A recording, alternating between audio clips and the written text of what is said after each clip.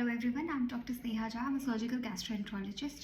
So last video में मैंने बात करी थी गैस्ट्राइटिस क्या होता है, मतलब पेट में जब आपका एसिड बनता है तब क्या सिम्टम्स आते हैं, अगर वो एसिड या फूड अगर खाने की नलकी में आए तो क्या होता है। इसको बोलते हैं GERD, that is gastroesophageal reflux disease. So इसमें क्या होता है, जो आपका खाना है या जो एसिड पेट बना रहा है वो खाने की नलकी में ऊपर आने लगता है, जिसकी वजह से आपको सिम्टम्स आते हैं। अब ये सिम्टम्स क्या हो सकते हैं, कभी हार्ट बर्न हो सकता है, मतलब छाती के पीछे ऐसा लगेगा बहुत जलन जैसा हो रहा है, खाना लगेगा या तो मुंह को आ रहा है या बहुत सार सा टेस्ट, मुंह का स्वाद खराब रहेगा हर टाइम, ये हो सकता है। कुछ इसके अलावा एक्स्ट्रा इसोफेजियल मतलब जो आपका सांस की नलकी है उसमें जा सकता है, जिसकी वजह से आपको क्रॉनिक कफ, बहुत खांसी रह सकती है, आपकी आवाज़ में थोड़ी खराश रह सकती है, अस्थमा की दिक्कत हो सकती है। और कुछ मरीजों में तो डेंटल प्रॉब्लम्स भी होने लगते हैं, दांत भी काले काले होने लगते हैं, क्योंकि एसिड अगर मुंह तक आ रहा है तो वो दांतों को भी इफेक्ट करने लगता है।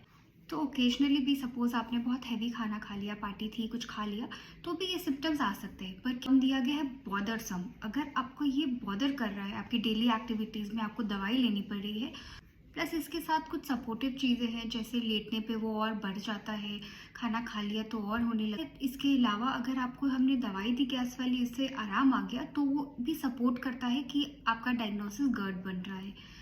तो बस क्या GERD डायग्नोसिस करने से एंडोस्कोपी करना ज़रूरी है? सो पेशेंट्स आते हैं ओपीडी में and they ask, ma'am endoscopy कर दीजिए, हमारी एंडोस्कोपी करवा दीजिए। क्या हर GERD के मरीज को एंडोस्कोपी की ज़रूरत है? So the answer is no.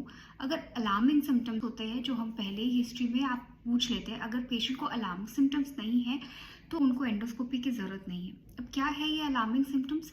खाने में दिक्कत हो रही है, खाना अटक रहा है, खाना खाने में दर्द हो रहा है, फिर पेशेंट को अनीमिया है, और या फिर काली चिपचिपी लैट्रिन आ रही है, या उल्टी में कभी खून आ रहा हो, या अनएक्सप्लेन वेट लॉस हो रहा है, पेशेंट कोई रिस्क फैक्टर हो, जैसे अगर पेशेंट की उम्र 50 से ज़्यादा हो, मेल हो, ओबीस, मोटापा हो पेशेंट को, लाइफस्टाइल अगर उसमें स्मोकिंग, अल्कोहल इन्वॉल्व हो, किसी फैमिली हिस्ट्री में कैंसर की हिस्ट्री हो, उनको, उन पेशेंट्स को, या बहुत लंबे टाइम से जो GERD की परेशानी है उनको हम एंडोस्कोपी के लिए पहले ही एडवाइस कर देते हैं। इनके बाद भी आपने ड्रग चेंज कर दिया, ड्रग का डोज मॉडिफाई कर दिया, पेशेंट अगर स्ट्रिक्ट आपके इंस्ट्रक्शंस फॉलो कर रहा है जो आपने लाइफस्टाइल बताई है, अगर इनके बाद भी पेशेंट को प्रॉब्लम आ रही है, then definitely we will recommend कि आप एंडोस्कोपी करा लीजिए, बट नॉट बिफोर दैट। अगर कोई अलार्मिंग सिम्टम्स नहीं है पेशेंट को, वी विल नॉट रिकमेंड कि आप एंडोस्कोपी करा लीजिए।